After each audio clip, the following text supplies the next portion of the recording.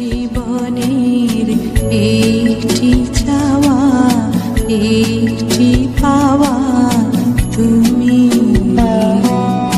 তোমার প্রেমে সরস হলো মনের মরুভূমি,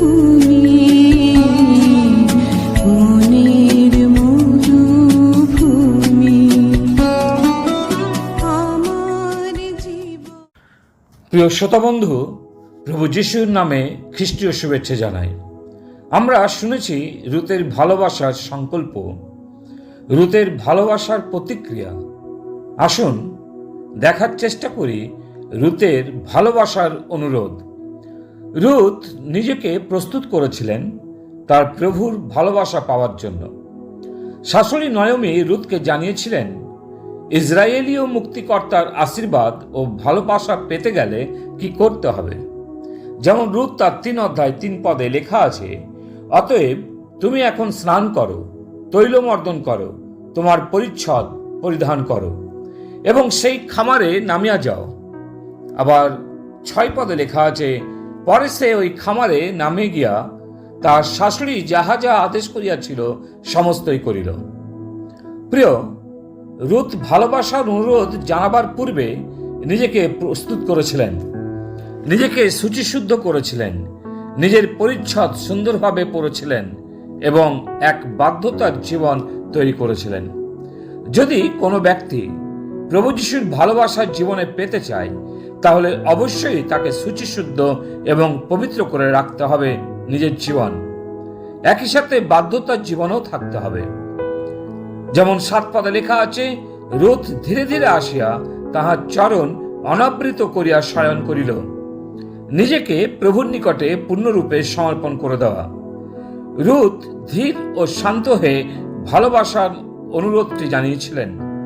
রুত একটি কথা স্পষ্টভাবে জানতে পেরেছিলেন, বয়স হচ্ছে তার মুক্তিকর্তা, অন্য কেউ নয়। যেমন 10 পদে লেখা আছে, বয়স জানিয়েছিলেন, তুমি সদাপ্রভুর আশীর্বাদ পাত্রী, কেননা ধনবান কি দরিদ্র কোন যুবা পুরুষের অনুগামিনী না হওয়াতে তুমি প্রথমাপেক্ষা শেষে অধিক সুশীলতা দেখাইলে। এই উক্তি স্পষ্ট করে যে রুত স্বার্থপর ছিলেন না, কোন ধন সম্পত্তির চেষ্টা করেননি, কিন্তু শুধুমাত্র প্রভুর ভালোবাসা পাওয়ার অনুরোধ করেছিলেন। বয়স উত্তরে বলেছিলেন 11 পদে, ভয় করিও না, তুমি যাহা বলিবে আমি তোমার জন্য সে সমস্ত করিব। প্রিয়, রুত তার প্রার্থনাটি বিশ্বাসের সাথে করেছিলেন এবং তার উত্তরও পেলেন। এই অনুরোধটি ছিল অতি নম্র নিবেদন। রুত ধার্মিক ছিলেন, সততা তার অন্তরে ছিল, এক দাগহীন চরিত্র তৈরি করেছিলেন।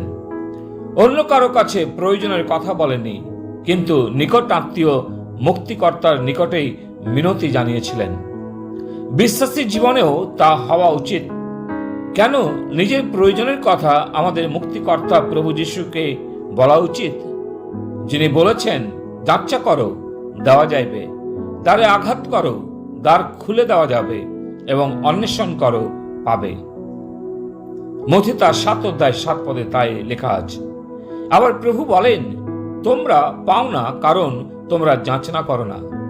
রুত পরিত্রাতার ক্ষেত্রে মানে শস্য ক্ষেত্রে প্রবেশ করেছিল, যা প্রথম অধ্যায়ে দেখেছি। দ্বিতীয় অধ্যায়ে লক্ষ্য করেছিলাম মুক্তিকর্তার শস্য মারবার ক্ষেত্রে প্রবেশ করেছিল এবং তৃতীয়ত মুক্তিকর্তার ক্ষেত্রে গিয়ে নিজেকে পরিত্রাতার পায়ে সমর্পণ করে দিয়েছে।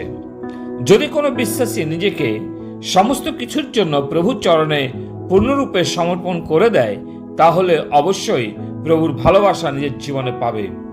রুত চলতে গিয়ে নিজের পায়ের জন্য নতুন পথ পেয়েছিল, সে নিজের জন্য একটি নতুন ঘর ও আশ্রয় পেয়েছিল এবং তৃতীয়ত নিজেকে প্রভুর চরণে সমর্পণ করে দেওয়ার দ্বারা এক নতুন শক্তি ও ক্ষমতার অধিকারী হয়েছিল।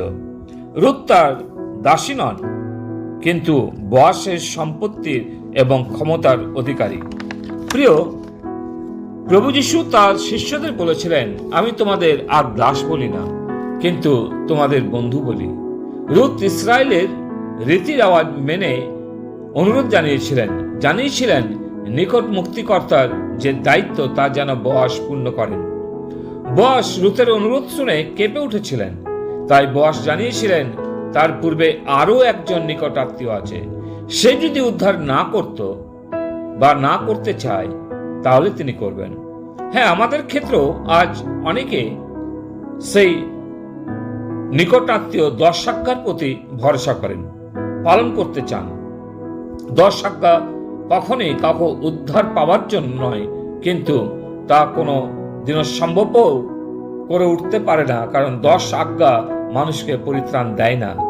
যেমন রুতের ক্ষেত্রেও হয়েছিল। অবশেষে বোয়াস উদ্ধার করেছিলেন, সময়ের পূর্বে বোয়াস উদ্ধার করেনি। যেমন রুত 3:12 পদে আমরা পাঠ করি। রুত বাড়ি ফিরে এসেছিলেন এবং বিষয়টি প্রভুর উপরে ছেড়ে দিয়েছিলেন। একই সাথে অপেক্ষা করছিলেন, নিজেকে আরো প্রস্তুত করছিল, কেননা সে জানতো যে কোনো মুহূর্তে বোয়াস তাকে বিবাহ করে নিজের বাড়ি নিয়ে যাবেন। রুত তার 3:18 পদে, পরে তাহার শাশুড়ি তাহাকে কহিল, হে বৎসে, এ বিষয় কি হয়? যে পর্যন্ত জানিতে না পারো সে পর্যন্ত বসিয়া থাকো, কেননা যে ব্যক্তি অদ্য এ কর্ম সাঙ্গ না করিয়া বিশ্রাম করিবেন না। অনুরূপভাবে প্রভু যিশুও আমাদের জন্য স্থান প্রস্তুত করতে ব্যস্ত আছেন। তিনি অতি শীঘ্র কাজ শেষ করে আমাদের নিতে আসবেন। যেমন রুত অপেক্ষা করছিল, আসুন আমরা আমাদের প্রভুর জন্য অপেক্ষা করি, নিজেদের প্রস্তুত করি, এই কথা জেনে যে আমাদের প্রভু যে কোনো মুহূর্তে আসবেন আমাদের নেবার জন্য। নিজেদেরকে বিশুদ্ধ করে রাখি, শুচি করি, শুদ্ধ করি, পবিত্র করে রাখি। প্রভু তার বাক্যে আশীর্বাদ করুন। পিতা ঈশ্বর, তোমাকে ধন্যবাদ দিই যে রুতের জীবন থেকে আরেকটি বিষয় আমাদের শেখালে, যেন আমরা আমাদের প্রভুর জন্য, প্রভু যিশুর জন্য অপেক্ষা করি। আমাদের সে অনুগ্রহ দান করো। প্রার্থনা প্রভু যিশু নামে চাই, আমেন। এই জীবনের একটি চাওয়া, এই